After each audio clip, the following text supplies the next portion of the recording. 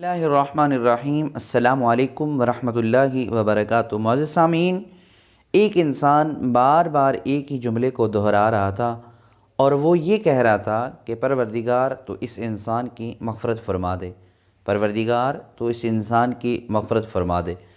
معزز سامعین، کیا آپ کو پتہ ہے کہ اس جملے کے پیچھے کیا راز ہے؟ کیا آپ جانتے ہیں کہ اس بات کی کیا حقیقت ہے؟ اگر آپ کو نہیں علم تو آپ ہماری اس ویڈیو کو مکمل دیکھیں، انشاءاللہ یہ ویڈیو دیکھنے کے بعد آپ کے علم میں اضافہ ہوگا اور اللہ کے فضل و کرم سے آپ کی سوچ ضرور بدلے گی۔ معزز سامعین، کہتے ہیں کہ ایک میت یا ایک جنازے کو جنازہ گاہ کی طرف لے جایا جا رہا تھا تو پیچھے لوگ اس میت کے کلمہ شہادت کا ورد کر رہے تھے، کلمہ شہادت کا ذکر ہو رہا تھا، اور وہ سننے والا انسان کہتا ہے کہ ابھی جنازہ گاہ تھوڑے فاصلے پر تھی تو میرے کان میں ایک آواز آئی۔ وہ آواز یہ تھی کہ پروردگار تو اس مرنے والے کی مغفرت فرما دے، مولا تو اس مرنے والے کی بغیر حساب و کتاب اس کو اجر عظیم عطا فرما دے۔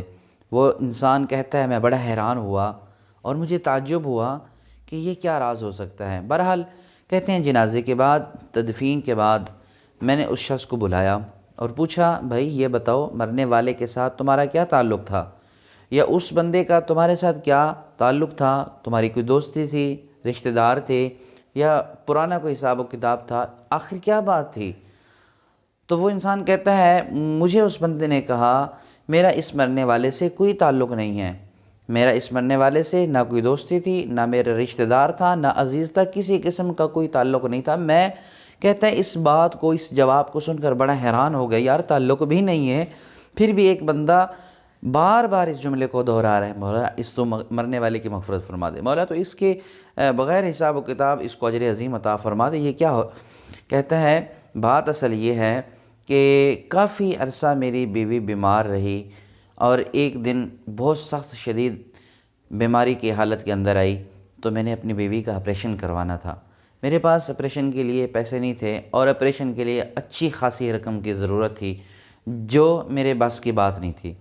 میں اپنے گاؤں کے چودھری صاحب کے پاس گیا اور رقم کا مطالبہ کیا، اور میں نے ساتھ میں یہ بھی کہا اگر میں آپ کی دی ہوئی رقم 1 سال کے اندر نہ لوٹا سکوں تو پھر میں آپ کو سود کے ساتھ یہ رقم لوٹا دوں گا۔ اگر 1 سال کے اندر میں یہ رقم نہ لوٹا سکا تو پھر میں آپ کو سود کے ساتھ یہ رقم لوٹا دوں گا۔ کہتے ہیں یہ رقم بہت زیادہ تھی اور میں مجبور تھا، اس وقت میں ضرورت مند بھی تھا اور میرے ہوش و حواس اڑ گئے تھے، لیکن میں نے وہ رقم اٹھا لی۔ کچھ عرصے بعد مجھے ایسا محسوس ہوا یہ رقم بہت زیادہ ہے اور میں یہ رقم کئی سال تک نہیں دے پاؤں گا۔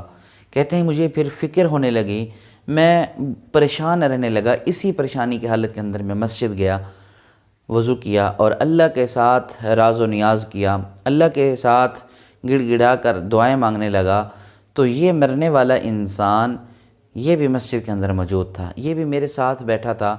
شاید اس نے میری کوئی بات سنی ہے، نہیں سنی، یا اللہ کی طرف سے اس کو کوئی اشارہ ملا ہے، لیکن یہ میرے پاس آیا اور اس نے کہا بھائی میں کوئی امیر نہیں ہوں لیکن میں یہ وعدہ کرتا ہوں تمہارا قرض کا بوجھ میں اتار دوں گا۔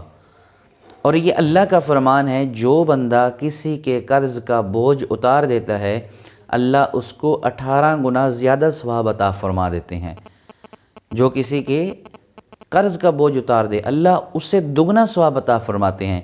تو کہتے ہیں بس یہی بات تھی، میرے سر سے میرے قرض کا بوجھ اتر گیا اور میں اس کے لیے یہ دعا کر رہا ہوں میرے مولا تو اس بندے کی کامل مغفرت فرما دے، بغیر حساب و کتاب اسی جنت عطا کر دے، کیونکہ یہ میری ضرورت پوری کر کے آیا ہے۔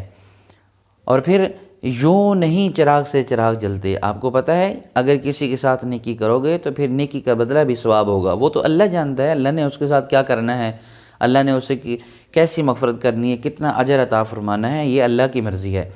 لیکن اگر زندگی میں کبھی بھی کوئی موقع ملے تو اپنے کسی بھی کمزور دوست کے ساتھ یا مقروض انسان کے ساتھ ضرور نیکی کریں۔